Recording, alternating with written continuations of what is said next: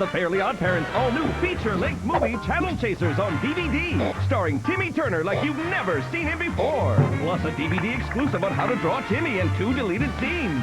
Channel Chasers, available on DVD and VHS October 5th.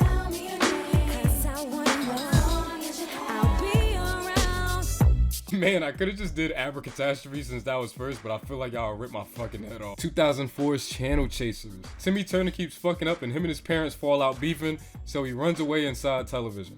You know, there are easier ways to get on TV. Have you considered a slow-speed chase? What has been going on down below as the presumed vehicle of O.J. Simpson is still traveling very slowly northbound along the 5 freeway. This one is known for all of the TV cartoon parodies that Timmy jumps into, with the art direction shifting for every show. Tom and Jerry's, Sesame Street, Rankin Bass. Oh boy, chocolate! I wouldn't if I were you! Rugrats, Batman. The kid-friendly world of walnuts. Fuck, can I live, nigga? Damn! No, I didn't hurt him. Blop, blop, blop, blop, blop. No, really, he fainted. Blop, blop. Do we have to involve the police? Apparently that's a yes. Guess what show this is, I dare you. If you say Family Guy, you're not funny or cute, and I hope you step on a fucking Lego. This is the longest running animated show on television. This joke is from 20 fucking years ago. Hey, Heavy Hal. Oh, what they do to Fat Albert? This shit don't make me want to cry at all. Don't make me use this! Fam, the first show he went into is like a Jetsons and Sopranos parody. It low-key peaks here. This shit had me crying. Hey, nice ship.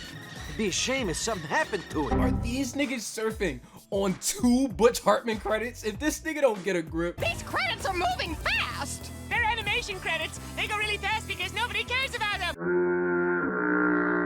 The novelty of all of these cartoons and shows being referenced really does not wear thin to me at all. I was fully locked in the whole time. Every world where Timmy and his fairies don't necessarily adapt to the art style, they still manipulate the designs in subtle ways to let you know that it's still different. Shit, Wanda looking a little thick in some of these shits. I'll beat the shit out of Cosmo, nigga. Buzz! The darker opening to this thing with the grown-up Chester and AJ is super well done. I think comparatively to the Billy and Mandy movie that we talk about later, this one does a great job setting the stage and letting you know how high the stakes will be later.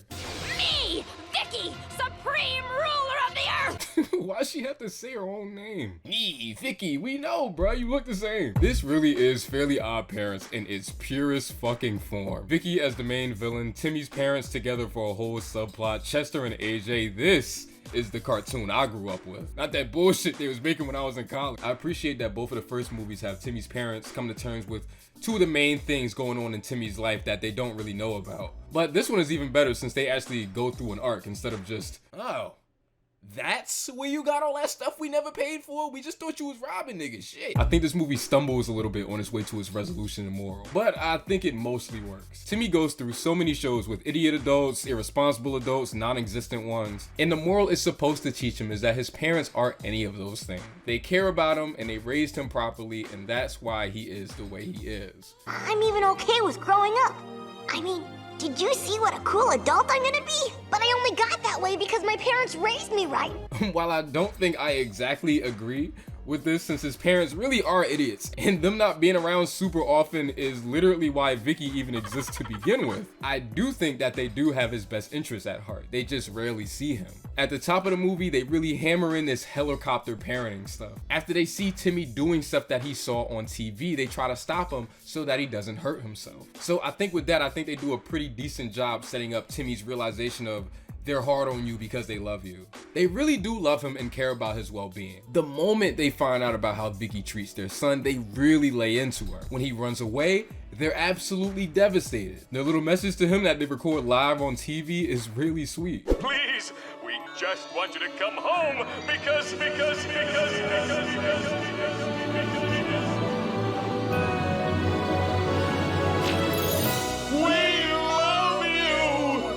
You more. And I think the inclusion of adult Timmy, played by fucking Alec Baldwin, does a good job getting Timmy to that point thematically too. He's too old to remember Cosmo and Wanda, but he still has fond nostalgic memories of his parents. It gives him this perspective that he didn't really have before. In the end, with him reflecting on his past, not really remembering Cosmo and Wanda, but the little smile telling you that he at least remembers how they made him feel, it's so nice. You know, it's too bad it doesn't fucking mean anything.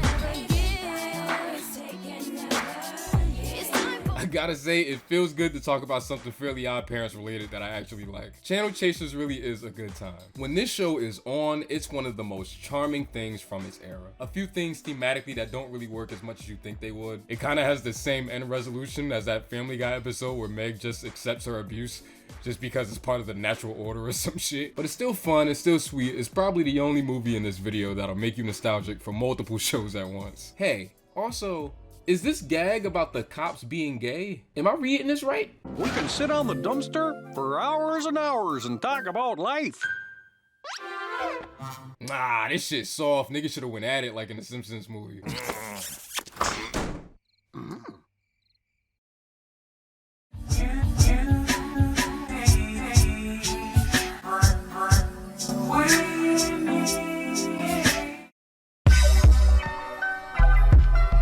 If you asked me as a kid what my favorite cartoon was, I'd probably say Ed, Edd n Eddy. It's the ancestral fruitcake. Looks like you got competition, Ed. Oh shit, the fuck he say that for? Early teens, it was Phineas and Ferb for a while. But no matter what order they all came in, Hey Arnold always seemed to find his way into the top 5. I love its setting, its characters, its music. This little animation of Arnold listening to music on a bus is probably someone's whole personality right now. You? Yeah, I'll give it a shot. I mean, you know, it's my job, right? They got it all on Paramount Plus, so I'll put it on every once in a while. Everybody knows the classic episodes, right? But even my knowledge starts to get a little muddy in the back third of the show's run. Yeah, so like, I put this shit on and would you believe that somebody fucking died? Kinda? I don't remember this shit.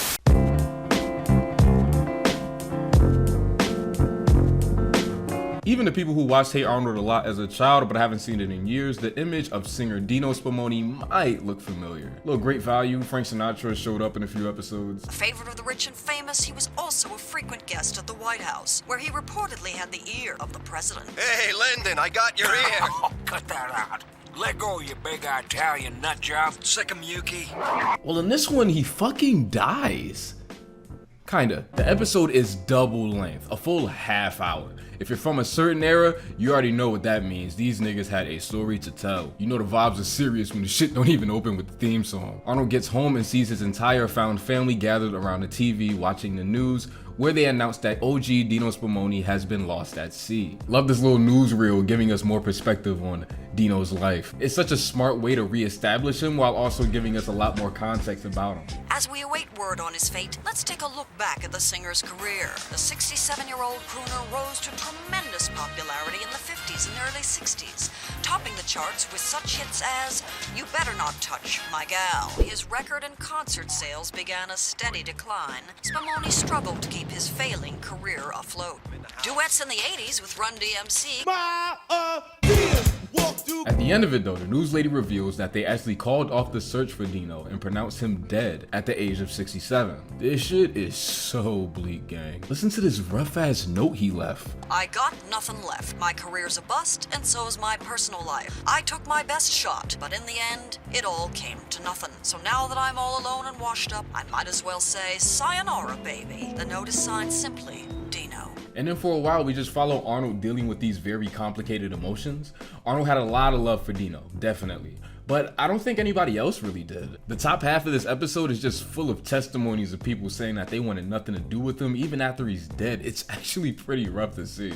He was a mean, bitter, selfish, arrogant, backstabbing, a nasty human being. Ball-headed kid. And one of the things that I appreciate about this episode and its runtime is that it really zeroes in and allows Arnold to really sit in these emotions. It's not even raining outside, but at the top of this episode, it just subconsciously feels like there's this dark cloud hanging over him and only him. Having this child lose a friend that nobody else liked. Oh, Arnold, I heard your friend died. Yeah. Well, don't feel bad. I mean, he was an old guy, and that's what old guys do. They die. Oh shit, what the fuck she say that shit for? And besides, he wasn't that good of a singer anyway. Hello? At the funeral though, that's where Arnold learns that Dino left him all of his stuff, including personal items, music rights. He left it all to him, which is just totally something that would happen to Arnold, mind you. That nigga is always in something, man. He don't even be doing nothing. You know, for a 9-year-old, you sure like to take the weight of the world on your shoulders. You ought to be out playing with your little friends. Why don't you go out right now and play some stickball or go see a movie? Grandpa, it's 2 o'clock in the morning. There's always a downside with you, isn't there? But the sickest thing about all of this, right, is that it doesn't fucking mean anything. Kinda. Whoa, nigga, don't hit the mic. Over here. Who's there? It's me, Dino. Come on, who is that? Iggy, is that you? No, it's me, Dino. Dino Spumoni. What? Wait, what the fuck? So, Dino's plan is to stay in the boarding house and pretend to be dead while he collects the bag from everybody buying his records because he's dead. Okay, bro, you got it. Alright. This is such a stupid plan. This nigga did not think this shit through at all. Lock his ass the fuck up, please. How are you gonna get the money from your record sales if everybody thinks you're dead? That's where you come in. See, I figured I'd leave all the money to you. You could cash my checks and bring back the green. What are your plans? I mean, you won't be able to go out or see anybody. Oh, wow, I hadn't thought of that. Long story less long, through his isolation, Dino finds a new sense of freedom in his creativity. He's re-inspired to play and create, but he can't do anything about it because he's supposed to be dead. He's writing these new songs that no one will ever hear. I took my share of lumps, ba ba ba ba da ba, but I'm still standing, ba ba da bum. Yeah, that would be nice, except you can't play it at the palace. Why not? Because you're dead. Oh, yeah. I forgot. Ah, well, what's the difference? Nobody wanted to hear my songs when I was alive. Why would they want to hear them now when I'm dead? A Dino imitator comes along and practically picks up Dino's life where he left off, but kinda does it better. He bags bro's 5th ex-wife, he takes over his house, his dog, puts on shows, singing Dino's songs and shit. He telling niggas, call me Dino. Call me Dino. Dino talks to Arnold about it and it pretty much puts the battery in his back to go down there to one of his shows and set the record straight ASAP. You'll never eat solid food. Oh! I really appreciate the speech that he gives. It took a good friend of mine, a kid named Arnold, to make me see how stupid I was to throw away a whole life and career just because I was going through a rough patch. Only thing, I'm pretty sure this is very illegal. Like, you can't do this, right? I was expecting the cops to be outside for his ass off the walkout. You can't just, like, fake fucking die. It's not 1955 anymore. But I'm still standing. Don't count me out.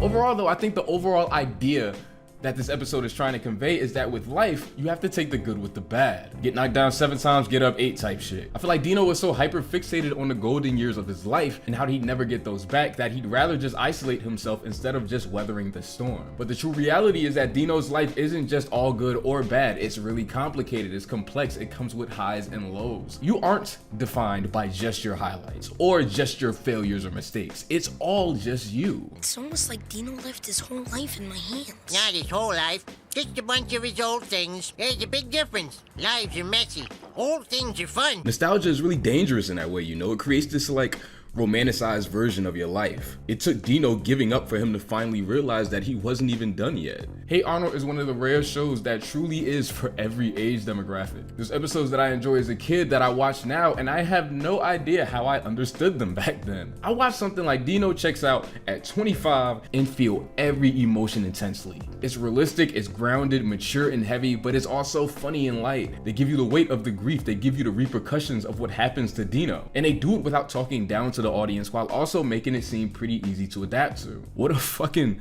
oxymoron of a cartoon. It's a balance that I could never understand how they were able to pull off. I don't know, dude. I didn't really set out to do this video for any specific reason or message. I just thought it was a pretty interesting episode that I didn't even know existed until last year.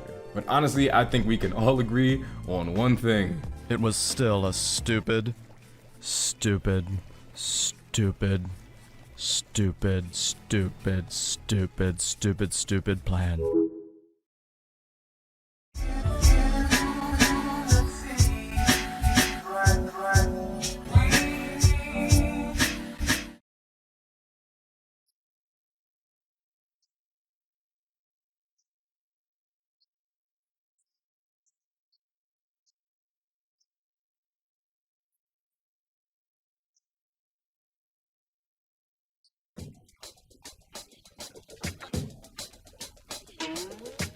Tommy, Chucky, Phil, and Lil, and Susie. It's a bug rap from under the mat. It's a bug rap. It's a rugrat rap.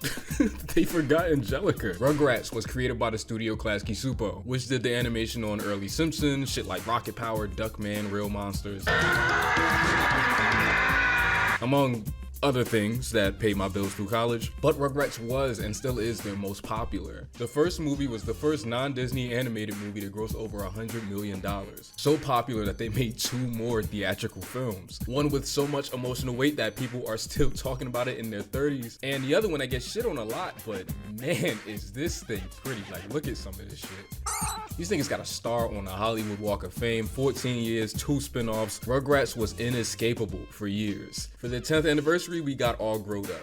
Not to be confused with All Grown Up, a double-length special episode that shows the babies 10 years older, as if they aged in real time from when the show came out in '91, which, in today's math, would make them almost old enough for diapers again. Nice. This is from July 2001. I'm not even sure how I'm even able to remember this for real. Nigga can't even remember what he had for lunch yesterday, but I mean, I still remember 9/11 too, so I don't know, my nigga. I can't tell you much about the energy at the time or the promos or anything like that. I just know I remember seeing it when it aired. Tommy, Chucky, Phil, Lil, Dill, and Kimmy fight Angelica over her toy karaoke machine, and it's just Tommy's last fucking straw. Hey man, I know this was a different time, but golly, is this thing taking its time. I forgot I was even watching this special. That's how long this thing took. Only thing that reminded me was me asking myself, why else would I be watching the Rugrats episodes with Kimmy in them? Shit taking longer to start than a Toonrific Tariq video. It's really only 7 minutes. I just wanted to make a couple jokes. The babies, after watching a futuristic time traveling movie on cable and getting locked in a closet by Angelica, decide that they're going to go to the future, where they're too old for Angelica to push them around. And that's where you meet the older versions of everybody. The fact that they all show up one by one is such a great choice already, but it's a real testament to how well-rounded these characters are, that they're able to make them all step out and immediately show their established connections and personalities through short dialogue. Angelica opens the door, judging everybody just like she always does. Tommy comes out continuing his argument with her while also sticking up for everyone else. Chucky backs Tommy up, Phil comes out with a silly quip, Lil comes out yelling at Phil, even starting with her signature Philip.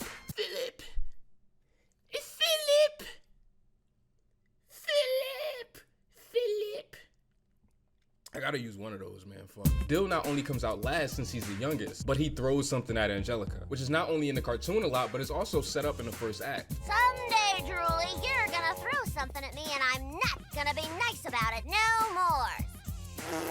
And he throws a Reptar. Not only is Reptar deeply tied to the show, but when Dill was born in the first movie, he spent most of his time in that Reptar wagon when they were lost in the woods. That's cute. Look how thoughtful this little ugly cartoon is. And look, here go Kimmy. I think I ripped my pants. Nigga.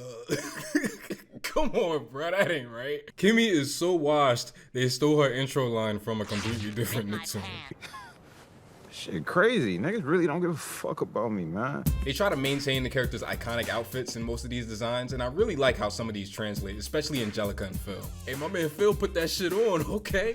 Tommy, def got the worst fit though, no bullshit. I see what they was trying to take us with the little baby blue baseball shirt, the royal blue jeans with the low down dirty shames on the bottom. Man, no.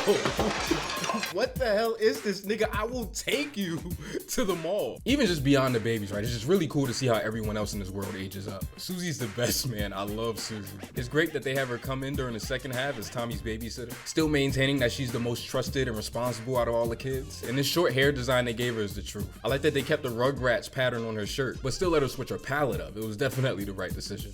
Ah, there she go. Sipping that grape drink, what the? Oh, no, man, these niggas going to hell, nephew, fuck. I guess they felt like they didn't age Charlotte up enough because check Shorty and All Grown Up. Looking like damn Joan Rivers. They all do a great job making these kids sound older too. Shout out to the whole voice cast. Tommy and Chucky have those shaky, awkward, finna hit puberty kind of quality to their voices. Angelica's definitely in a lower register. Dill's just Ben 10 low-key. And Phil kind of already had like a dude voice as a baby, so Cap Susie didn't even really have to do anything. I love that the kids are just as nostalgic for Rugrats as we are at this point, especially Phil. Remember when we always used to sit in the sandbox when we were bummed out? Yeah, sandbox, how could I have forsaken ye? Yeah, we had a lot of good times in this here dirt. Tomorrow we're officially practically teenagers. We're going to our first concert. Yeah, unless you count those baby concerts where they gave out juice and made us quack. Anybody else miss those sippy cups? Just checking. Yuck! That stuff looks like worms.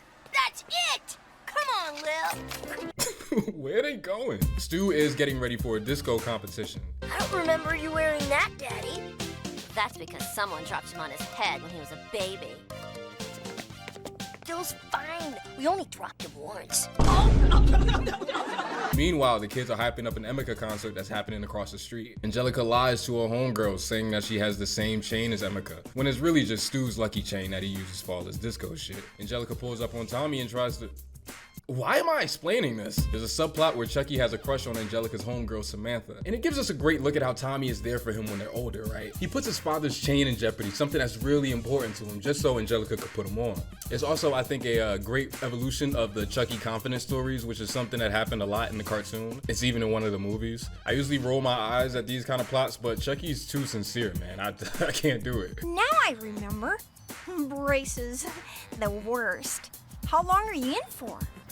2.5 years. See, sometimes after they tighten them... Bruh, close your mouth. Never mind, this nigga Chucky got me mad as fuck. What a phony. Huh? Tommy?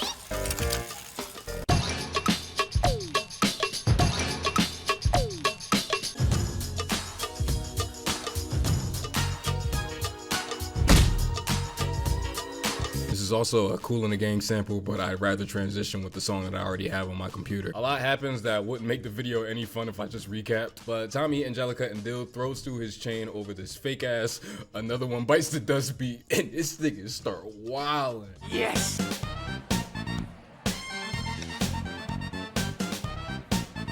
I like that Stu isn't doing these elaborate, big, cartoony dances. It's just kind of an old guy trying to do whatever won't make his back go out. This knee shit, though, this shit go crazy. This nigga got knees like Meg Thee Stallion. The kids make it to the concert. Tommy and Angelica get called on stage to sing with the stars. Let's see. What about that cool guy next to the dude in the braces? Cool guy? Do you not see this fit? Man, you want to talk about nostalgia? Nothing really does it for me more than Emeka's song. This shit tickles the side of my brain with Mr. Rogers in it. You were there for me. I'm there for you. Wherever I go, I know this is true. They got this nice little montage during the song where it's just all these clips from all over the show, really making it feel like this really big anniversary celebration of the cartoon. It's probably one of the reasons my videos end the way they do. Or this is just a cover-up for me ripping off Rebel Taxi. I'll never tell. Okay. One last thing about this special. I have a question. It starts with the babies watching a time travel movie, which prompts them to understand the concept of what the future is, and them wanting to go there to get away from Angelica. I'm tired of Angelica always bossing us around, getting us in trouble and making us do stuff we don't want to do. She treats us like we were a bunch of babies. Oh wait, because they are babies, I get it. Which, you know, is a clever thing to do narratively. But see now, here is my question. Did any of this actually fucking happen? Is this really just us getting a glimpse of what the babies will be like in 10 years? Or is this their imagination imagining what they'll be like in 10 years? The episode even ends with a transition of Tommy and Angelica fighting over the mic as preteens. This is very purposefully mending both timelines together. And right, okay, even if you're screaming, yes, they're obviously playing at your phone, TV, laptop, Zoom, whatever y'all watching this shit on. What the fuck is all grown up then? Is it just them playing this future game for 4 seasons? I mean, the designs are pretty similar, save for some of the adults who, let's face it, definitely needed a redesign anyway. Emeka, who is not a thing in Rugrats, is invented for this special. And while she doesn't appear in All Grown Up, she is definitely referenced. So are we to believe that the babies imagined everything right in this special? They just all correctly guessed their future. Is this even Angelica's fucking karaoke machine? Why does this shit look like Susie? When the fuck did they drop Dill? I don't know, nigga, I don't really care. This is just kind of theatrics. They made this for 6-year-olds, not 26-year-olds. Adults need to put their brain power elsewhere. at this point. All Grown Up is still fun as shit. It's really sweet. This thing breaks all the nostalgic scales. It's exactly the kind of episode that makes you want to go back and watch all of Rugrats. Then you remember that the show ran for 10 years. Then you remember that you're on your third rewatch of The Office and nothing matters anymore, I guess. Bobby, is 10 years gonna be a very long time?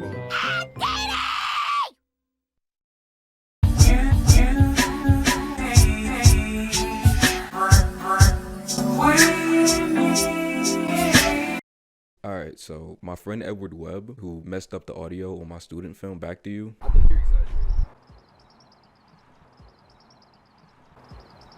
Yeah, so he challenged me to a game of NBA 2K19. Deal was, if I lost, I'd have to do a video on the Nickelodeon animated series as told by Ginger. Alright, so let's see how I did. Tell everybody who you are. I'm Edward Webb, 4th, and I'm being in. Hey now! Yo, get that shit out of here! Fuck out of here! Fuck out of here! You fuck in here. I tried. Hey now! Fuck out of here! You're as cold as ice. Look, he's cooking. Fuck out of here! Dust your shoulders off, young bull. Fucking you up right now. It wasn't supposed to go down like this. So, Ginger, huh? This is going to be one of my more controversial videos. Someone once told me the grass is much greener.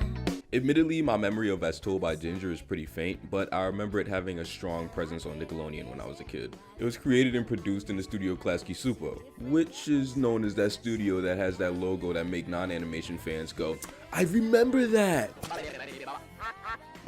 I can hear you niggas now. Oh! Premiering in 2000, As Told by Ginger is about Ginger Fowley, a middle schooler that's really heavy into writing. With her friends Dodie and Macy, she goes through everyday life as a preteen in the exciting state of Connecticut. Ugh. Even before rewatching a single episode of the show, I knew it was going to be one of those ones that thrived more on character than in story. The way they went about this shit is actually pretty dope. Not only do characters switch their swag up every episode, but they actually grow, not even like in a character development sense. The show starts with Ginger in like 7th grade and ends with her in high school. The characters grow and change appearance and shit. I don't think there's ever been anything like this before. I remember when I first noticed Ginger's mom was losing weight, that shit blew my mind. I thought they just fucked up the scaling on the animation, but then I had to remind myself I wasn't watching fucking Steven Universe. All love though, here we are in the future, know what I mean? Okay, let's start putting together the set list. I'm thinking we start with hip-hop. Alright, bet.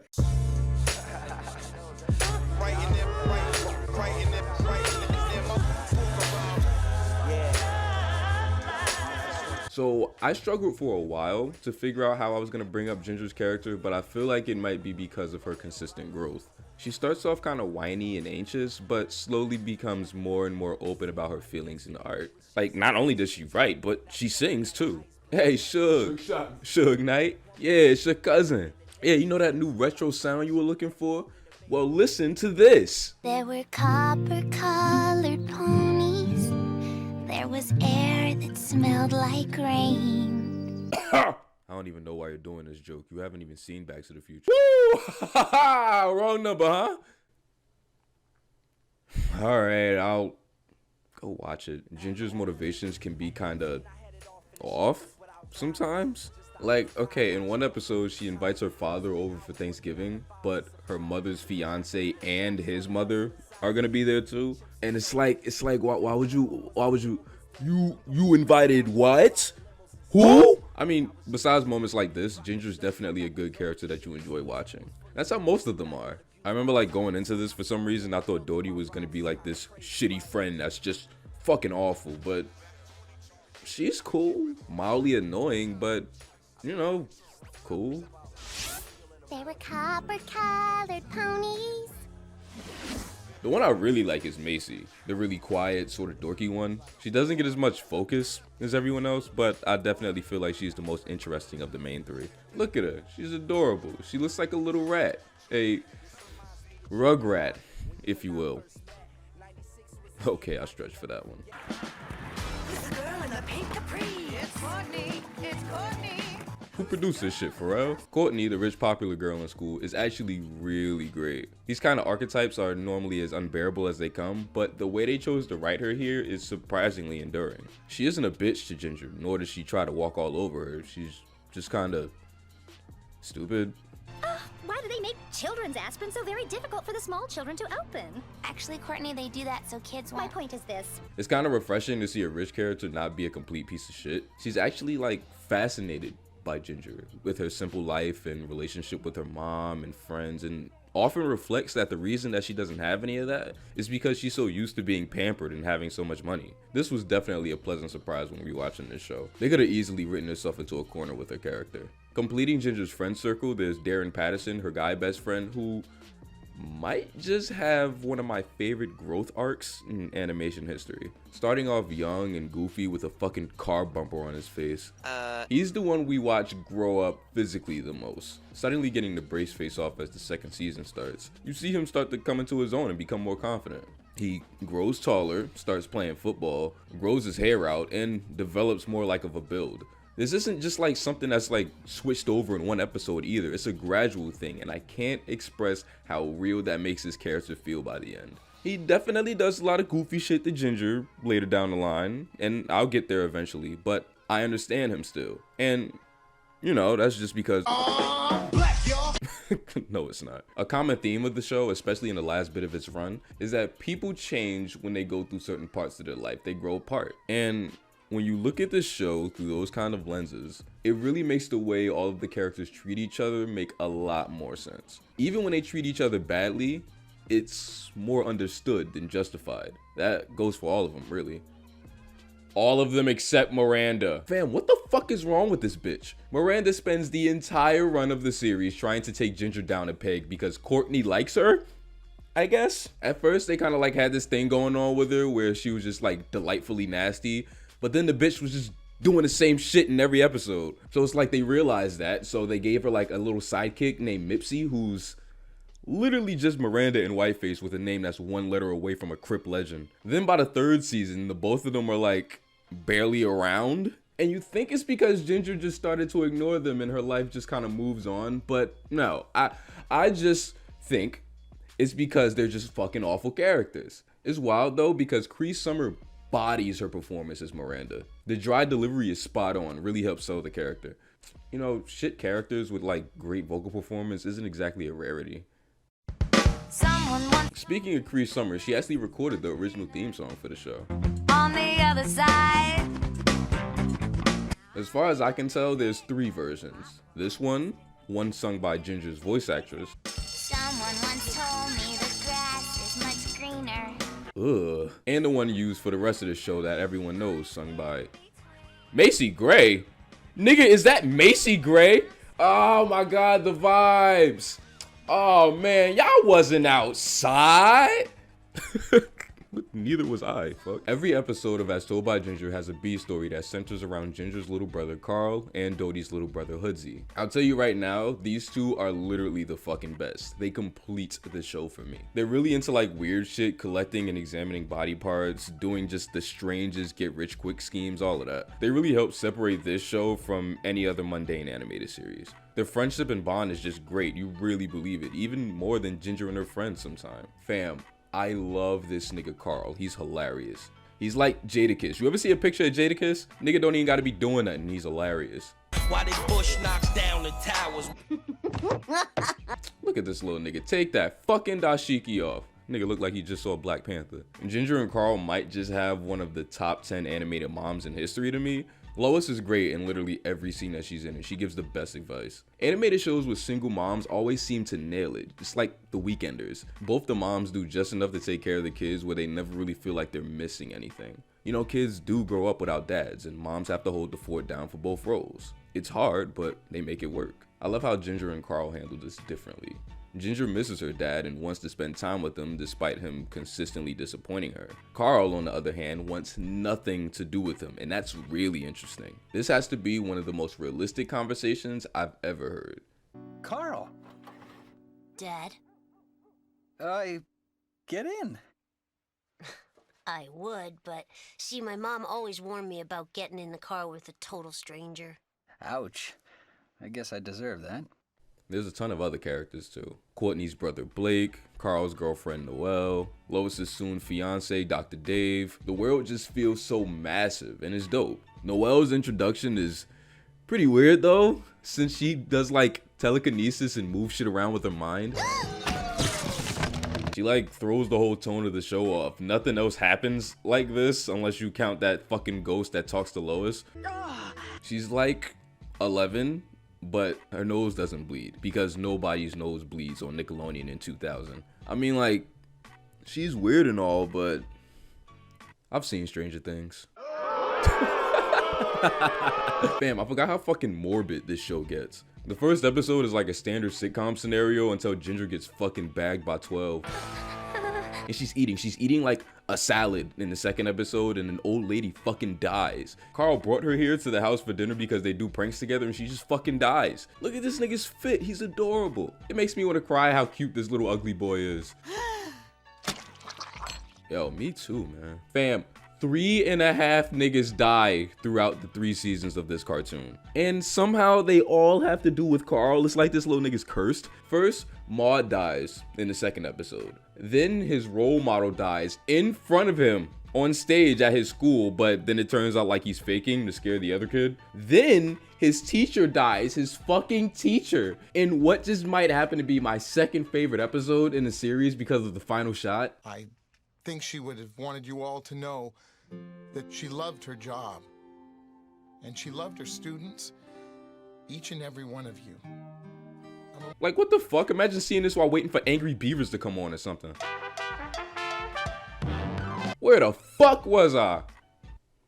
Oh yeah, his friend's grandmother dies too. That's number 3. Honestly, like, I don't even have any malice against Ginger except for the fact that, like, the characters look ugly. You know what's ugly? The scores was ugly. Okay. Everyone in this show looks like shit. This is a problem people had with majority of the Klasky Csupo shows, which I admittedly never fully understood. I never really thought Rugrats was ugly after the first season, and Rocket Power actually doesn't look half bad, but oh man, these designs at first glance are bananas. They keep drawing the mouth on the chin. Stop doing that shit, it looks nasty. I remember on one of these episodes, Lois's mouth actually moves to the normal spot for 1 second and the animation auto-corrected itself like it's an iPhone or something. Hey, mommy, just texting you to let you know that I love you. Send.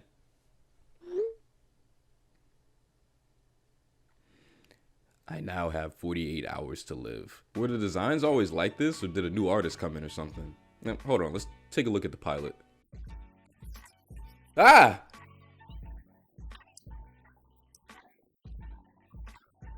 Pause. What the fuck? I'll be honest, the more the show went on, the less the designs bother me, unless they introduced a new character that looks really off or something like that. The animation is nice, they all move pretty well, but it really thrives in the storyboarding. Look at some of these compositions, they do a lot of really dope shit with the camera. The second and third season have this really nice consistent shading on the characters too, that's really rare. Love that detail. The backgrounds are kind of weird though. Look at these shits. These are like real bricks. You don't notice it at first, but once you do, you never not see it. And I just ruined it for all of you, you're welcome. I think As Told by Ginger might have the most peculiar episode structure issue that I've ever seen. Alright, so let's look at an episode like Family Therapy, right? A normal show would have had Macy and Mipsy having their birthday parties on the same day, and that's it. Instead, this one has that. Then Macy's parents forget her birthday. Then Ginger convinces her to confront them. Then she does it. Then they start to shower her with attention, and I move my fucking computer mouse and there's still 9 minutes of the episode left. Then Ginger tells Macy to stand up for herself because her parents are treating her like she's 5 because they weren't around for her childhood or whatever the fuck. And it's like, they beefing now, I guess? Then they actually throw her a birthday party and I'll shake my fucking mouse again and there's 3 minutes left. And that's not even counting the B story where Carl's scared of fucking naked mole rats. Like half of these plot points could have been the end of the episode, but nah, there's just like so much story. Episodes of As Told by Ginger are just so dense that they feel like they're going on longer than they actually are. There's so much, it's like you just watched 2 episodes in a row. See, but like where the weirdness and shit comes in is that nothing feels rushed. If anything, it just feels dragged. Some episodes are cool, but a grand majority, especially in the middle of the run, just feel like they just keep going on and on and on.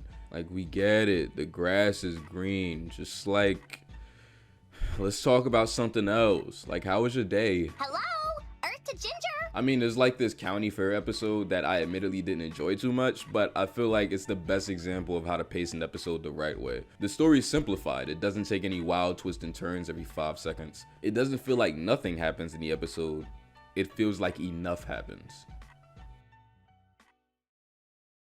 Alright, so welcome back to Toonrific Tariq's As Told by Ginger review. With me, I have the entire Dallas Mavericks team. The team that I lost with on my legacy game of 2K. The one that got us here. What do you have to say for yourselves? I fucking hate basketball. I'm thinking we start with hip-hop. Move to contemporary pop. Oh, say no more.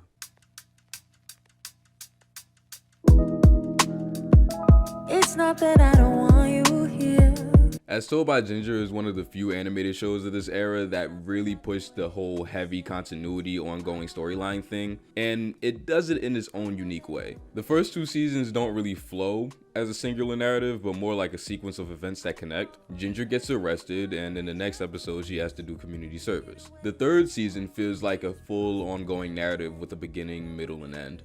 Ginger and Darren date, break up, Ginger develops trust issues, and questions commitment as she has to prepare her mother to get married. Honestly, the show is relatively decent at both of these. After some thought, I definitely feel like the 2nd season is more fun, but I think I prefer the structure of the 3rd season and the storytelling. Probably because it's so rare for the medium, especially for this time period.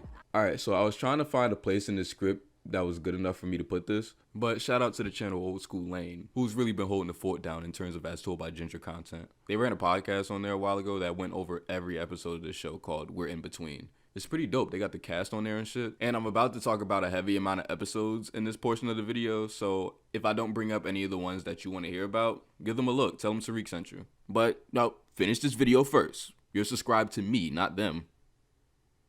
Right? In the 3rd season, Ginger finally realizes that black men don't cheat. She ditched all them racially ambiguous zeros and got with a Negro. I've been giving it a lot of thought, and I just think we have to work a little harder at it. Ginger, it's over. Oh shit! You. Does it look hot in here? We could have been, and we tried to pretend. I remember when I first told y'all that I lost that game of 2K. Fucking this nigga up right now.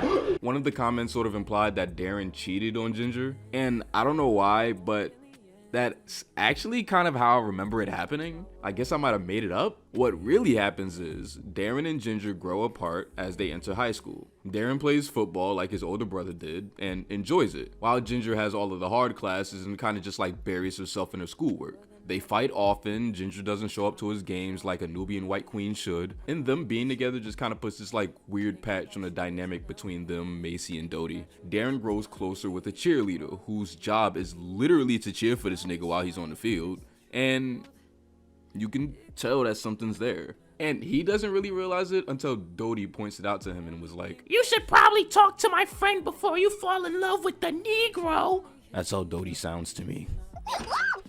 So like, I mean, like, it's fucked up, but like, the nigga ain't cheat. He just kind of danced around the idea. So my statement still stands. Black men don't cheat. I dare you to show me a single black man who cheated. Write all that shit you want to, nigga. I can't read. The Ginger and Darren stuff is definitely really interesting through the 3rd season is great. The episode where Darren breaks up with her is definitely a low point for me because it might just be the most melodramatic thing ever animated. Darren breaks up with Ginger while telling her that there's someone else in the picture. Us. We're over. There's someone else. Simone. Yeah, you're not supposed to do that, my nigga. Then she like cries in a room for hours until her mother comes to check on her and she's like found lifeless. Apparently her fucking appendix exploded and she has to get rushed into surgery, and we get another fucking trash ass pop song sung by her that's supposed to be emotional, but it's like, Nobody told this little white girl she can't sing. There were copper-colored ponies. Face ass. There's like some stuff with Darren battling wanting to see her and make sure that she's okay, but feeling like she doesn't want to see him. That's really interesting, but by then I'm already fucking exhausted. Ginger, you good, sis? The grass still green on the other side. Wait. Alright, man, so I know like it seems like I keep grabbing individual episodes at a time to complain about them, but Wicked Game might just be the worst episode in this show's entire run. So like Dodie and Macy, mostly Dodie, are really upset because Ginger's spending all her time with Darren now, and Miranda and Mipsy are upset because Ginger ignores them, I guess. So then they staged this weird ass plan to have Ginger's ex-boyfriend call and make it sound like she was talking to him while she was with Darren, so that they break up and Macy and Dodie can have their friend back, which is fucked up because literally an episode ago, Darren was their friend too. Courtney finds out, rightfully snitches, connects them on a 6-way phone call in like 2002, where Ginger can hear Dodie give them the rundown of the sickest plan in animation history. Then, Ginger speaks. Thanks, Courtney. I've heard enough. That was Ginger? It was an ambush. Macy, that was Ginger. What have we done? Man, what the fuck? I'm already pissed because this whole shit is like just filthy. I don't know why Ginger's friends would even consider doing something like this, especially Macy. This whole shit is just disgustingly out of character in all regards. I mean, granted, she doesn't say much, but she's still there. Like, why is she there? Then you got Dodie goofy ass leaving a voicemail at the end apologizing and shit. Oh my gosh, Ginger, I'm so sorry. Shut up, bitch. Next time motherfucker call, tell him I said suck my dick. But you know what really makes this the worst episode? It doesn't fucking mean anything. But I have so many things that I want to say. Starting with, I am so sorry. It's fine. It's just that, well, today's the day Lucinda finds out if Dirk is really Clarice's father.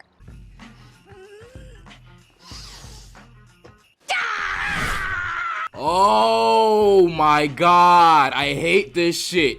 Hate it, hate it, hate it, hate it. Yeah, you heard me. You can't do that. You can't tell a story this way. I feel like I'm on fucking Mars. This is big. This is like a major plot point. We're gonna act like nothing happened next week. Bitch, does this look like rocket power? Don't answer that. And that's the thing. That's the main problem with this episode. They set this world up to let you know that these characters are literally designed to change. So it's really frustrating when they don't. This isn't a constant and definitely isn't representative of how the show is ran, but I think that's what makes instances like this stick out like sore thumbs. I know I mentioned it before kind of jokingly, but No Hope for Courtney, the one where Carl's teacher dies, is honestly a phenomenal episode. Pretty much Mrs. Gordon gets tired of Carl's pranks and retires. Carl feels awful and misses her and begs her to come back, which she refuses. He does everything he can, even offers to change, but she won't budge. Ultimately, he throws her a retirement party and asks her one last time to come back, and she finally agrees. The next day, the principal comes in and says that she passed away. This shit broke me, my nigga. It pissed me off a little bit that it never got followed up upon, but the emotion in this joint is unmatched. And it adds a little extra layer that is dedicated to the voice actress who passed away. Oh, and like, I guess Nickelodeon fucked up the airing, so she appears after this too? You niggas is nasty. Now that we're on it, I was doing a little research and Nickelodeon treated the show like shit after the second run. I mean, there's some consistency in air dates, but then some episodes aired on NICKTOONS or on the fucking Splat 10 years later, or not even at all. The fucking finale was just treated as like a straight to DVD movie and it still hasn't aired on TV. Nicole Simpson can't rap. Just briefly, the finale of this show is top tier. It's a crime that it never got to air. And Ginger's trust issues are tested as she has to prepare her mom to get married to Dr. Dave. She's still trying to get over Darren and can't really grasp the concept of love anymore. There's a lot, and I mean a lot, more going on in this special that makes it a really fun watch. But what really did it for me was the way that it ended. Majority of the episodes of the show end with Ginger writing in her journal, and we hear her voiceover. Well, this time, we hear her, but like, it's a deeper voice. We see Ginger at a book signing reading the final words of her book, and we see all of the characters aged up listening along proudly. She says thank you, closes the book, and the title says, "As told by Ginger." My nigga, this shit is cold. It was here when I realized how attached to these characters I had become, because I dead almost cried when I saw the older version of Carl. I mean, the nigga's still ugly, but he got swag now, like me. The fan servicey stuff like Ginger and Darren having the kids together is great, but man, is this satisfying. It's impossible to tell stories with the kind of truth we did on Ginger today. Everyone's much more afraid of those kind of stories. At my vintage, I've now produced more than 500 half hours of television. Wow, that's amazing. And these are still like the 65 half hours that I most cherish and I'm most proud of. That because it did something that no one else was doing, and it did touch those people. Meet someone who loved it so, and you see it in their eyes, as you just said. It's really moving because you're like, wow. This is something we were hardly on the radar in the world, but yet we made such an impact, which was totally great.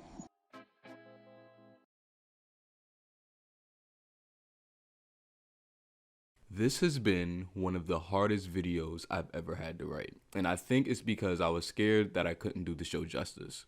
For what it's worth, problems and all, As Told by Ginger is definitely worth every second. It's not perfect, but it's complete, and I love that. Watching this show wasn't a chore, it was an experience. Even though I lost that game of 2K, I still feel like I won. No, don't show me the score, assholes. I said in the beginning of the video that I remembered little to nothing about As Told by Ginger before rewatching it for this video, but now I see that Ginger, Carl, Dodie, Macy, all her friends are unforgettable. But, you know, I not only remember Ginger now, but I remember every single one of her stories, just as she told us. On the other side.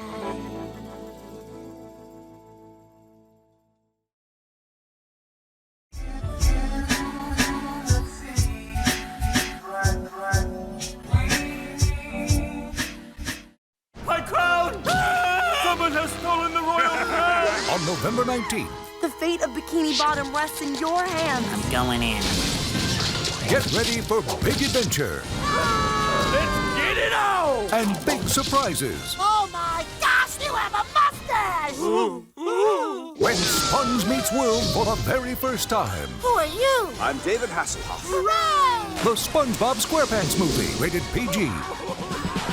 Ocean man, take me by the hand, lead me to the land. Ocean. The year 1999 brought us Futurama, Family Guy, Ed, Edd n Eddy, Home Movies, Courage the Cowardly Dog, Mission Hill, Mike Lewinog, Rocket Power, Downtown, Batman Beyond, Little Bill, and SpongeBob SquarePants. I don't know, I've never really been the biggest SpongeBob fan. I even had a phase where I said I hated it for a while as a kid, but there is no denying the impact and how timeless certain episodes and characters are. And now I'm gonna get a million comments about SpongeBob slander because nobody understands complexity or what the word slander actually means. Shit, where did that come from? The SpongeBob SquarePants movie from 2004 is probably the one on this list that makes the most sense. Maybe besides like Rugrats. SpongeBob, Patrick, and Squidward. SpongeBob and Patrick have to go beyond Bikini Bottom to Shell City to retrieve King Neptune's crown after Plankton set Mr. Krabs up using the lemon-scented Plan Z. Plankton went from writing Plan Z and calling it that to just forgetting that Z is even a part of the alphabet. They do a pretty good job with the arc SpongeBob and by extension Patrick go through in this. It's always one of the first things I think about when this one comes up in conversation, which is a lot because normal people only know like 5 cartoons. The Krusty Krab 2 opens and SpongeBob has never been more confident in his life. He knows that manager job is waiting for him because of how hard of a worker he is. He gets on stage and he makes a complete jackass of himself. Krabs' words, not mine. I'm making a complete what of myself? This jackass always a weasel. The reason he doesn't get it isn't because of his work ethic. It's because he's immature, and this really bothers him. I'm ready. Depression. I'm ready. Depression. Now, this is me when a video underperforms. So, this was me last month, and the month before that, and a month throughout the entire movie. Even after bravely taking on the most dangerous mission ever without a second thought, he is constantly made fun of, belittled. Nobody thinks he can get to the destination, let alone grab the crown. The worst of it is these yeehaw niggas that laugh at him at the gas station. Oh, there's a snake in my boot ass niggas. Lloyd, take off your hat in respect. Respect for the dead! He is basically fucking bro in the ass right here. This is some of the freakiest shit ever animated. They start fucking, it was gross. The movie also goes out of its way to show you that there is some truth to it. These niggas are immature. They need to get it the hell together. They almost die blowing bubbles. They almost die getting ice cream. Everything around them is telling them to grow the fuck up. Patrick, you've been wearing the same goofy goober peanut party underpants for 3 years straight. Ah, gross. This nigga nasty. There's the part near the end, everyone knows it, where SpongeBob and Patrick are taken by the scuba diver after he steps on Alec Baldwin. And he puts them under a lamp to like dry them out so that he could turn them into like a keychain or something. SpongeBob gives this really sad speech about how they didn't make it. It's always rough to hear every time I watch this one. We were doomed from the start. I mean, look at us. We didn't even come close to the crown. We let everybody down. They realized though that they actually did make it to Shell City, the place no one said they can even come close to because of how immature everyone said they were. SpongeBob and Patrick both die happy knowing that at the very least, they proved all of them wrong. Even if they don't make it back, they proved that they could get there, and that is enough for them. We did all right for a couple of goofballs. I'm a goofy goober, yeah. Goofy, goofy, goober, goober. Look, R.I.P. Yeah, R.I.P. Yeah. The villain in this, Dennis, played by Alec Baldwin, is cool. I like the fit, I think. Never mind, this nigga kinda like Roger. I never noticed it until the last time I watched this, but Plankton tells Dennis to step on SpongeBob and Patrick because that is exactly what SpongeBob does to him earlier, which I completely understand. SpongeBob stepping on bro earlier might be the most disrespectful thing ever animated. Well, I think I stepped in something. King Neptune's a lot of fun too. Patrick won't stop flirting with his daughter, who is definitely 16. My nigga, do we need to have a talk? You're hot. I don't know, man. I don't know how old these niggas are, but Patrick is definitely a homeowner. That should already be grounds for life in prison. Get him off the streets of Bikini Bottom immediately. Did you see my underwear? No, Patrick. Did you want to? Oh, it's sex offenders. It's cool looking at the little enhancements they did to the animation. There's some small shading on characters like Plankton. This little filter they put on Bikini Bottom to really make it look underwater. It is very pretty. The colors are definitely deeper than the cartoon too. I always think that that's the right decision to go, but I've seen other movies mute the colors and they look just as good. I think that this is the cartoon at its happy medium, at least animation wise. The second movie is a little more stiff and grounded. The newer seasons are super loose, to the point where I've heard some people say that it's just like a bit too much. But this is big, expressive, and loud, but it's a little more subtle and knows when to pull back and actually make the characters look normal for a little bit. When you do that, it really helps when they actually are expressive to really stand out. The super good looking stuff is definitely in the live action sections. It looks cheap in the best way possible. It's like a pretty good elevation of the old school looking live action they do on the show.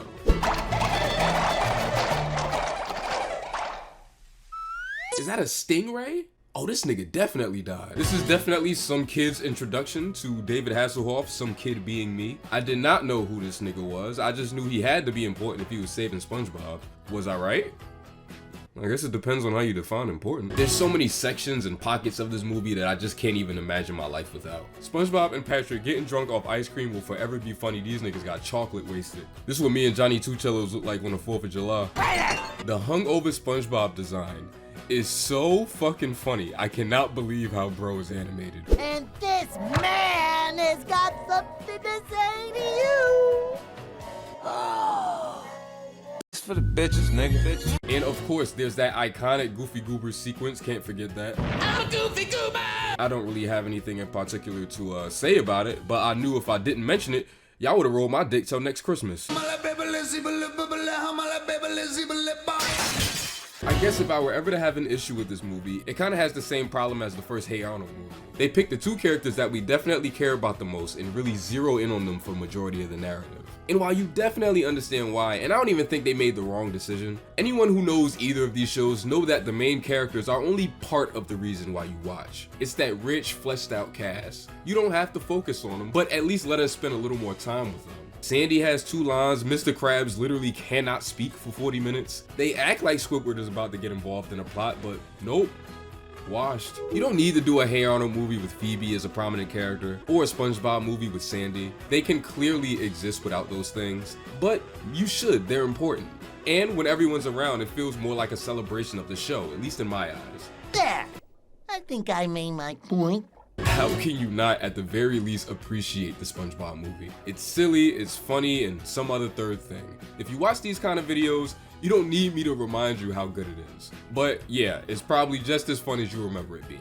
And it did so well, it opened up the doors for many other movies to come.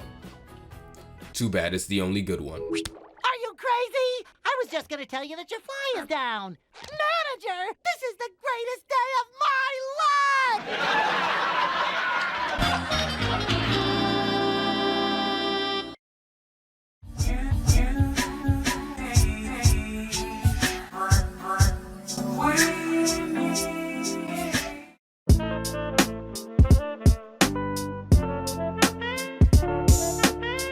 Hi.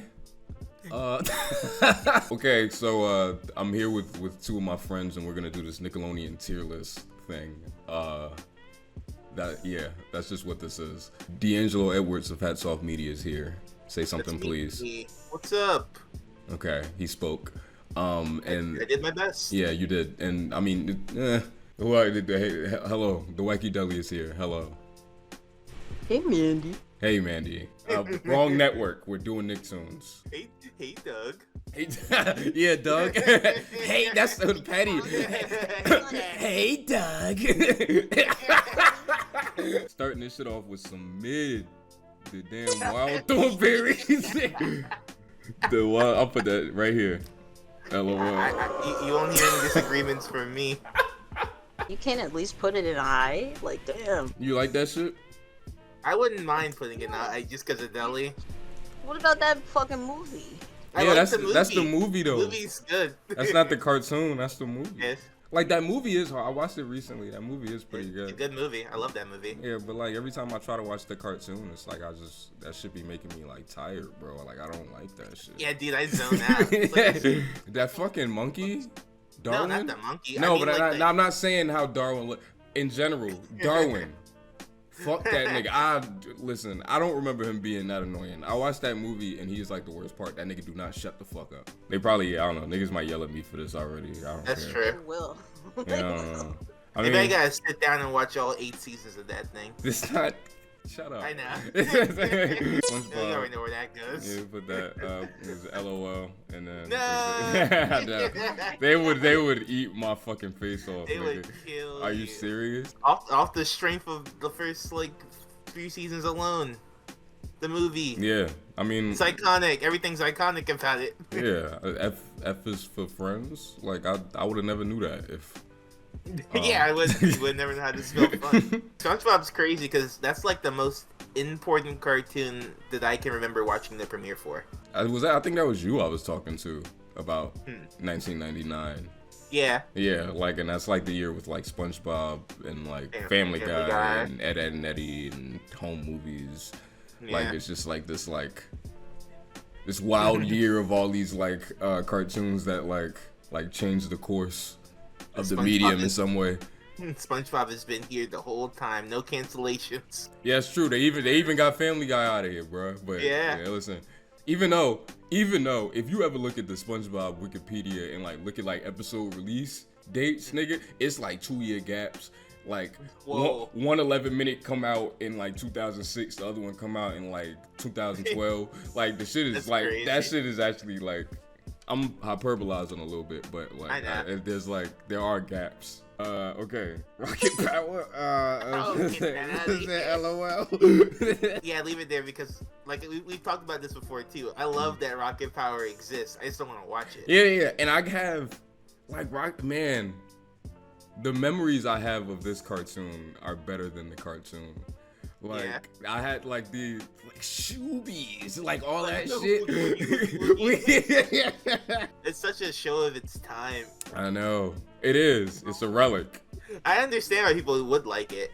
You do? I'm not ashamed for liking it. Like everybody else hates it. Okay, well. Isn't there like a Reggie's Big Break or some shit like that? Doesn't something like that happen too? At some point? Yeah. Okay. Raymundo gets remarried. The Nick. Oh yeah, he do. That's another thing. Like my memories of Rocket Power being better than Rocket Power. The nigga, they used to call a daddy Raymundo. Like his name was Raymundo, and they used to call that nigga that. And then like Reggie would call her her brother Rocket Boy. Y'all both last name Rocket. You calling a nigga by your last name, nigga Rocket Boy. The Rocket Boy. That's their last name. That's like a Steven Universe situation. It is, but at least like. I think that cartoon goes out of its way to explain that Greg like actively changed his last name because he's a delinquent. Yeah. And like they're just the Rocket. Yeah, they're just Rocket, bro. They descendant of Rocket niggas. Like what kind of shit is that? This dude has Soul by Ginger. You wanna say P good? I love this shit. I'm not gonna lie. I mean, it did a lot. You know, I'm thinking like comparatively. The episodes I've seen were cool. Like I like this stuff, and your video made it seem like it was interesting. It did a lot of. That sounded a little patronizing. I'm sorry. It does a lot of things that like I had never seen before, especially at that time when I was doing that video, and I still like think it's one of the only shows that like years after the retrospective I still like think about. Like certain things that they did that I still haven't seen anybody else do. Macy is so funny. It is like the perfect character design. Fop. Oh, cause it's hard for Fairly OddParents because like early Fairly OddParents is still some of the funniest stuff. No, it's good. It's so good. It's hilarious. When the cartoon is on, it's like one of the it's so charming and it's funny. Yeah. And like the characters are so likable. It's like quotable. It's turn there. But when it sucks, it sucks. Yeah, because that's the thing, right? It's like when you see people like have discussions like this, like you think about like I don't know, like the last thing we did with the adult cartoons, and you look at like I don't know, like Simpsons or like Futurama, or Futurama, like Futurama has that like portion that's like not as good as the other, but it's like it's still not. Futurama gets like pretty bad in some ways, but like Fairly OddParents like. It's like unwatchable television at a certain point. Like it's like inaudible, nigga. It started getting crazy. I remember turning it on and like just seeing like the fairies just out and about, and I was like, wait, do the rules not matter anymore? It really don't. There's this one shot that I use all the time in my videos, that I think fully encapsulates like what happened to the cartoon, and it's just like nothing about the image makes sense at all. if you took, it's like the Fast and the Furious movies where it's like if a nigga went to the movie theater to see the first movie and then he came out and I suddenly got into a coma and then he woke up and saw 10 and it's like what the fuck happened? Like, but and even then you watch they do the Rock in the 8th one. The Rock moves a missile with his bare hand. Like I saw this shit with my own eye. But it's like the same thing with Fairly OddParents. It is awesome. It's like, but if that's with Fairly OddParents, it's not awesome. But like it's the same shit. You like if a nigga like was to see. What's that first episode? I think it's called The Big Problem. The one when he grows up, when he's like, I want to be an adult, and he get like locked up and shit. So if somebody was to watch that and then like comatose and then wake up and then like find out that this shit is still around, and then like you see the sitcom where it's just like Cosmo and Wanda floating around and then like front facing Crocker and Flash, and it's like what the fuck? What's going on? I don't know what you do with this because its lows are like lower than like any other really great cartoon I've ever seen in my life. Yeah, I think P Good is the appropriate spot. Yeah, you guys can do Invader Zim. I'd put that in semi-goat. Okay. I'll put it in semi-goat. mainly just for being the most expensive shit they made at that time. Just because they blew the budget. Blew the bag on that Zim shit. This Beta Zim was like, has always been like, especially as a kid, was one of my like passive cartoons. Like I would never say like, oh, I don't like that Invader Zim shit, but like I was never like attached to it. Like I don't like think about it often. It's weird because you love Billy. He's great. No, Richard Horvitz is great as Zim. He's very funny. Well, he's very funny everywhere he goes, but it's true. He's very funny as Zim. Dude just goes into a cartoon and makes it good. Zim has had some crazy quotes that like. No, he's good. I still think. No, he's good. It's just like he's like, girl, the waffles have made me sick. Fetch me the bucket. But yeah, man, I got respect for Invader Zim, and that movie is gas too. Even as a nigga that wasn't like a fan of the cartoon, like I still was like, oh yeah, this shit hard. I really like Chalk Zone, and I'm struggling between these two. Yeah, it kind of feels like it's in between those two. I know. I really like Chalk Zone. It's such a good concept. It's my I think it's my favorite as far as like kids cartoons go. I think it's my favorite concept like ever. It's a good. It's for an artistic kid. Like it's perfect. Like you know how bad I wanted to go in Chalk Zone. Yeah, and even then it's like it's just kind of like a cool show. Like the way the clever way it's like designed for how you can distinguish like between like what's chalk and what's like reality. Like and like the fact that there was like always music and it was always different music. Now I don't know, man. It was just like a cool cartoon. Okay, I fucking love Jimmy Neutron. Nigga, I'll even do this. I love Jimmy Neutron. You're insane. Love this shit. Every it's like okay. The only way I know how to describe it is like Apple Music or something like that. You listen to like somebody's album and you go to the album, you go to the track listing, and then like there's like stars next to the ones that are like the most popular like amongst their body of work, and then it's usually like 2 or 3 an album or something like that, right? One time I was looking at Get Rich or Die Trying by 50 Cent, and like half of that shit was starred. Nigga, like that's how hard that album was. That's what I think about Jimmy Neutron. You go through the episode list, nigga, it's like half stars, nigga. Like those, half of them shits is iconic. Like you can't. It is so much imagery that's burned into your brain. The pizzas, nigga, when they had the sleepover and they was the pillows, even the same episode, the pillows coming out. I want to eat that pizza. When that nigga was the hall monitor and he had that bullshit on his head, that dumbass like cop thing he had on his head. On my video now, nigga, I had the episode. There's the episode where he kept making it his Groundhog Day shit. He kept making it his birthday, and then they like, all right, nigga, you 18, get the fuck out. And he was like, what? The older I get, the crazier that scene is. Yeah. On his 18th birthday, he gotta get the fuck out. Like, what a fucking funny. Brainy boys who like show offy girls. Yeah, who like offy boys. What is it? You could do that all day with that cartoon. You could like name, true. And I don't want to, I mean. I'm about to say, that's what I was gonna say. Like, these are my emotions. Like, you could definitely do this all day with SpongeBob too. Like, I'm not gonna act like you can't. SpongeBob is another one. Like I said, that star method. You go through that shit, especially like them first.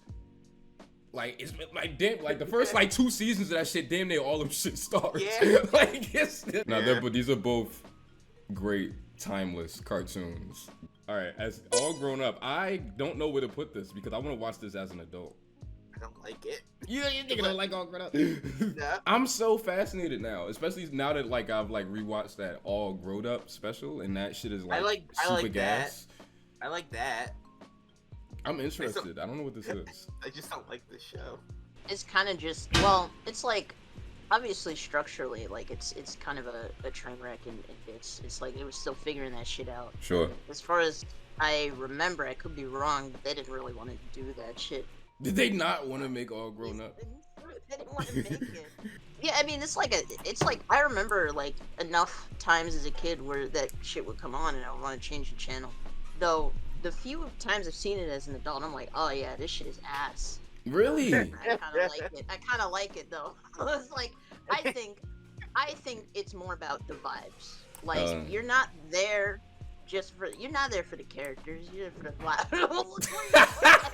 Like the way you was describing it, I just felt like that's where it belonged. Put it over Thornberries, actually. Put it over Thornberries.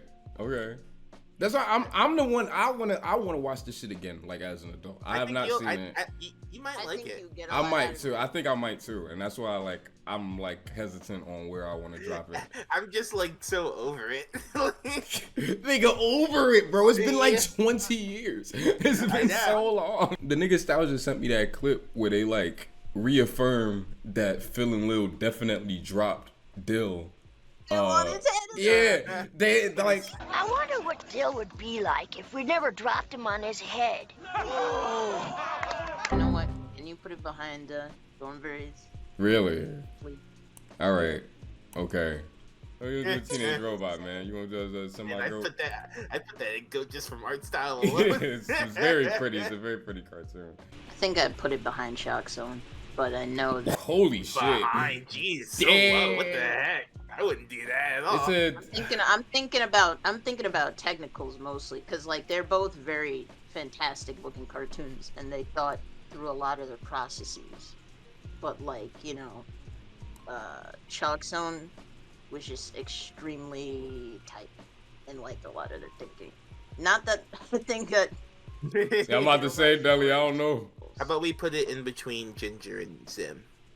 Is that fair? I think that's fair. It's like frustratingly pretty. Yeah, like I want to steal so much from it. That's that shit that make you want to fight a nigga. Okay. Yeah. So no, it's, you know what? Like, so yeah, you didn't even let Deli fight. I don't want to hear it, bro. You don't want to hear Deli fight? It in. This is a Disney's Doghouse. This is a Disney's Doghouse. Like, yeah, I fucking hate Doug, dude. Like, I can't even, like... Wow, you just, like, dropped... Yeah, like, I can't even, like, you know, like, out of respect for, like... I don't hate Doug. Nick's Doug. I used to watch Nick's Doug. I but did, too. Now I don't... But now I just don't care. Nah, I did, too. And I don't feel any animosity towards Nick Doug. I still think, like, the show does look good. Like, I think... And I think this, like, that experimental, like, fart soundtrack is cool. Oh, dude, you just named two of the things that I hate about it. The Doug, the appealing looking Doug to me is the Disney one. I like the Disney one better too. I just think that like some of the colors they did in the Nick one are nice. I can't think of like, besides like the theme, I guess I can't think of like a single thing from Nickelodeon Doug that like I cherish. From Nick cherish. Was great. Dude, all that shit down here. Like I don't like that shit. Like I can at least meme about Rocket Power, bro. Like that Doug just kind of pissed me off. I guarantee you, there are other shows that actually belong in that fucking team. Alright.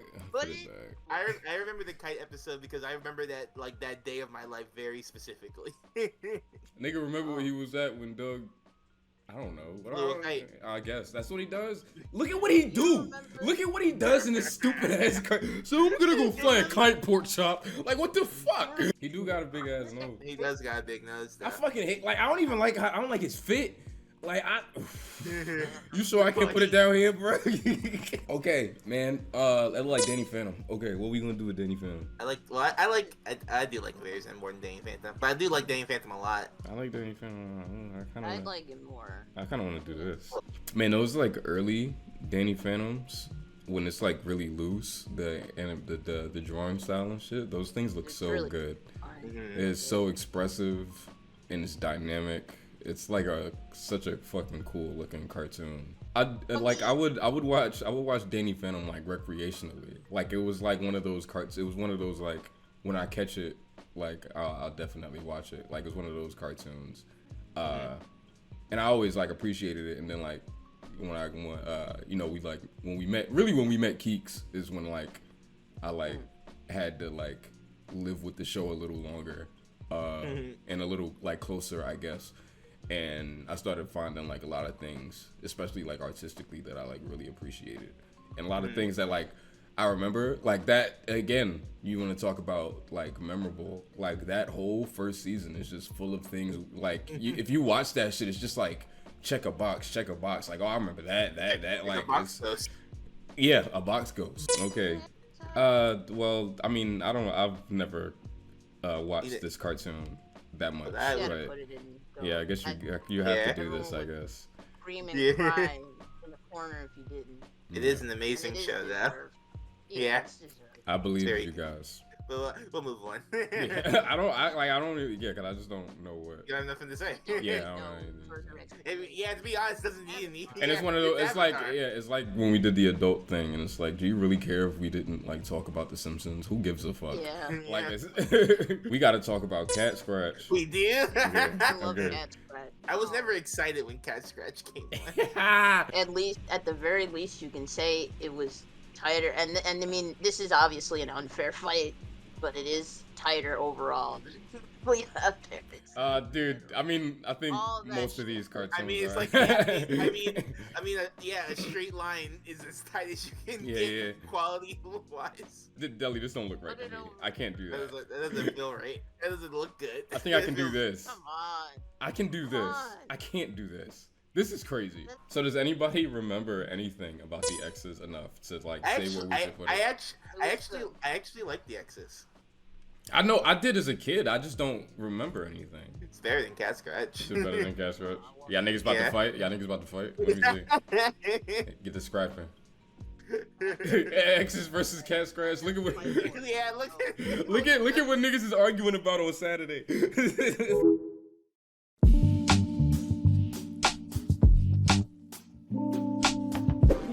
From downtown. Did you not see me? No, I did not. You about to be head off media. Cut your fucking head off, nigga. It's not Halloween. She's like 15 at this point. Oh, that's that skill. Ah, you bitch. I'm on the coin side, baby. No. Ah, no, you bitch! I'm over there. No, you're not. It's mine. No, fuck. Oh no, I got it. Suppressing. Fuck out of here, nigga. Give me that fucking flag. What you doing with my ball? From downtown. Dude, this game still stinks, but this is a blast. Yeah.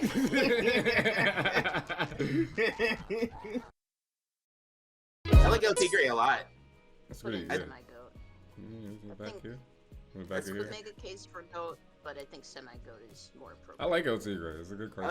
I like El Tigre a lot. I mean, I just love Jorge a lot. That dude's great. This is one I haven't seen in years, but it's just like it's another one of those that's just like you remember exactly how it makes you feel. A lot of clips. It's so cool. It it's so bombastic. Like it's so. It's got a real good energy to it. No one loves being Mexican more than Jorge Gutierrez. That is a good way of putting it. I'm really glad that he keeps El Tigre so close to his heart, because it's in everything else that he makes. Like there's a little El Tigre cameo in everything going forward from El Tigre. Back at the point. All right. Where do I put this? Because that show is insane. This is something else, man. I don't know what this is. I don't know what the. Yeah, here you go. Yeah, I think this. I like this. I put that in the barnyard category. Yeah, you make a point. Do I like barnyard? I don't know. I don't know, man. I like that movie. It fills the same niche that Jimmy did, but for the next generation. Is that true? No, I get what Deli's saying, but it's just way more unhinged. It is very unhinged. Okay. That shit is called Back at the Barnyard. Mighty B. I like the Mighty B. I want to do something like this. It takes all the right cues from stuff like Ren and Stimpy, where I think in certain ways they overdo some things. I think the Mighty B is a good evolution of that, a digital evolution of that. It is very Ren and Stimpy. Yeah, and it's all over it. Even down to the music, dude. Yeah. But yeah, I think it's a good evolution of that very loose, no drawings look the same, but they still. What I respect about how they animate the Mighty B is that there is restraint too, also with how expressive the characters get. I think it's really cool looking. I think that pilot is great. I think that's one of the best cartoon pilots. Just that first like 2 to 3 minutes is like outstanding. She's like running across the town, and like you like get to see everybody and know everybody like really fast. It's like. I don't know, man. I think it's a good show. Penguins of Madagascar. Can we go down here, please? I actually really like the Penguins of Madagascar. Mid. I trusted judgment. I like Obviously, it. like everyone remembers liking. Like they liked it when. I'd put it above Cat Scratch. I would put it. This, you know what this is like to me? Because you know we talk about like Sunday cartoons, right? There's another flavor of a certain kind of cartoon. And I want to see if like you have the same feeling. There's Sunday cartoons, but there's also like weekday? There's like weekday 5 p.m. cartoons. Yeah, that's exactly that. And that's what that is. Rugrats. Let's go up here. Whoa. Yeah, I mean it's Rugrats. Yeah, let's go up here and do that. Maybe that looks good. I've been watching the movies lately. Well, because I've always said that I thought the first movie was better than the second one. People really love that second one, and I always really like the first one more. And I think I still believe that, but I think like for some reason I was like way harder on the second movie than I needed to be. I rewatched that recently, and man, that thing is so pretty. It is like gorgeous. I love this. I love the second. I mean, I'm gorgeous. I'm one of the people who does like the second movie more. No, I do get it though. But I don't hate the first one. I do get. I First like. one's good too. What you want to do with Fanboy and Chum Chum, guys? No, and now, don't you all speak at once, please. It's kind of an LOL. I know it had a resurgence. I don't like Fanboy and Chum Chum. Who is the because this is just gonna happen for like the rest of eternity. The kids that grew up with whatever the thing is are gonna grow up and be like, wait, no, that's my shit. What you mean? And Nick did it. Yeah, Nick did it. Yeah. It's all Nick's fault. Nick is the kids in question. Yeah. Nick did it like twice. He did it with Johnny Test, and he did it with Fanboy and Chum Chum. Y'all watch? Hatch, you watched this, right? That's my favorite Ninja Turtles show. So where are we going? I put that at top of semi goat. Like above core. Oh. I do like it. Do I like it more? I mean, I like more of the show than I do of Korra. So, nah, put it behind Korra. just. There you go. You gotta go after this, so. I don't go here. Sanjay and Craig, somebody watch this shit. I'm gonna put this shit right here. I didn't watch it. Honestly, well, you wouldn't like my fucking answer. I'll put put it in between Mighty Bee and Cat Scratch. Jesus. That's not better than. Get Cat Scratch to the bottom of the Stop it. What are we doing, man? What did you say? I said put it back. Okay. Take Sandra and Craig. You could put it at the bottom of Pretty Good if you had to. Jeez. I don't want to jeopardize Cat Scratch's. This is crazy. This is a circus. Yeah, this is kangaroo court. This is kind of kangaroo court. Ren and Stimpy, bro. I'm gonna take this one, bro. I'm gonna do that. Jeez. Dude, I hate You don't that got shit. one episode. Hate? Yeah, I do not You only like got Ren one and Stimpy. scene. I do not like Ren and Stimpy. I do not at all. I don't hate it. Heavy I think it's alright. Oh my god, I couldn't fucking stand it. It was so fucking gross. I was watching that shit in utero. That shit was... It is gross. If you don't like gross shows, I guess. Gross. Yeah. I understand that. It's fine. I love Harvey Beaks. I love Harvey Beaks. I put that at the top of P Good. Over Chalk Zone? Don't do that. Yeah, I think that's yeah. Do there you go. There you go. Cause I like it too. I've seen a couple. I've only seen a few, but like I always thought it was cute. I mean, Harvey Beaks has made me cry. Harvey Chalk Zone hasn't.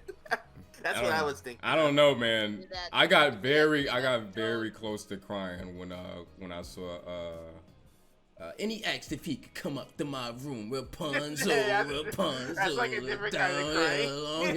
Nigga, you want to talk about nostalgia, bro? Oh, what? Oh, Loud House. I've only seen a bit. Jeez. No, that's mean. I'm lying. I like Loud House. I'm not even gonna do that. I'm not even gonna do that. Yeah, that's fair. Nick, why is Cat Scratch so good? Never move on. He's so mad. Oh, this is Rise. I've only seen a couple episodes of this, but this shit is gas. I'm willing to go up here somewhere. I'd put it like right next to the Ninja Turtles.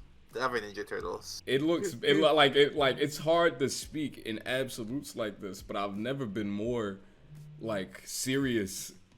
Like, it looks better than everything we grew up with.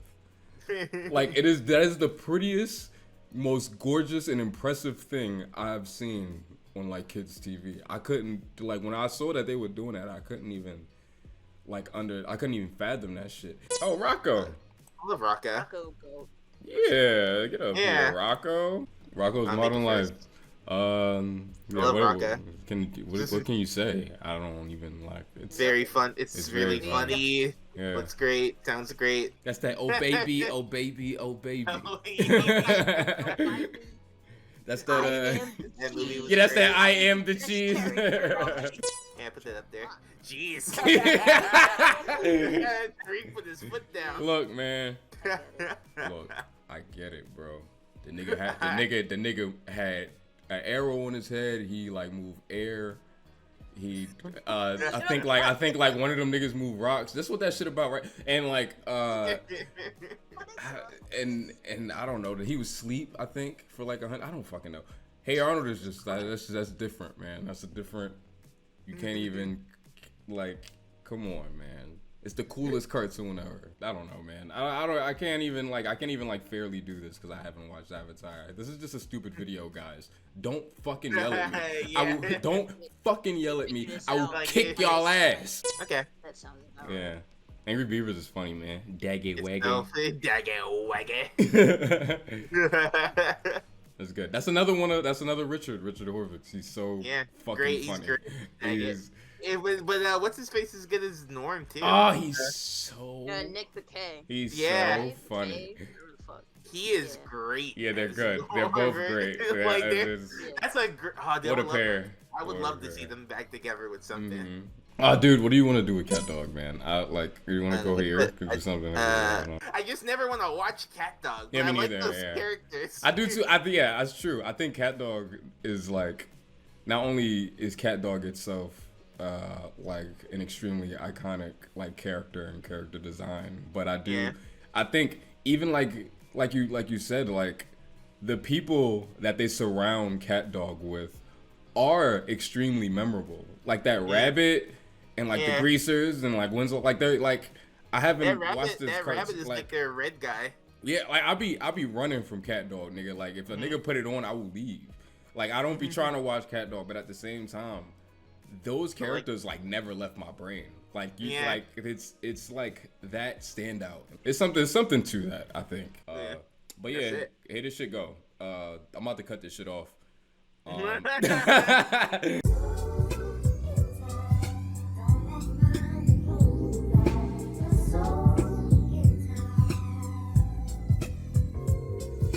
I think Kablam is just like this, like especially like if you were like in the animation as a kid, like back then it was just like cool to see this like all those different styles, pilots.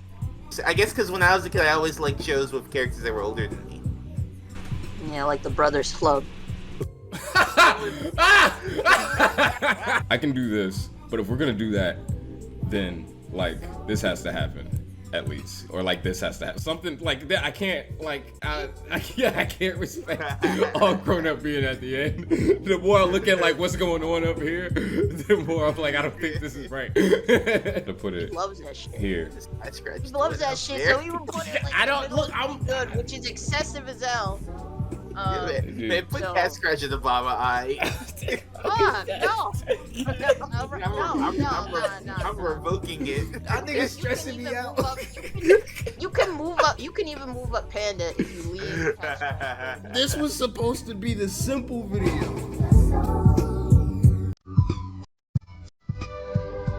First things.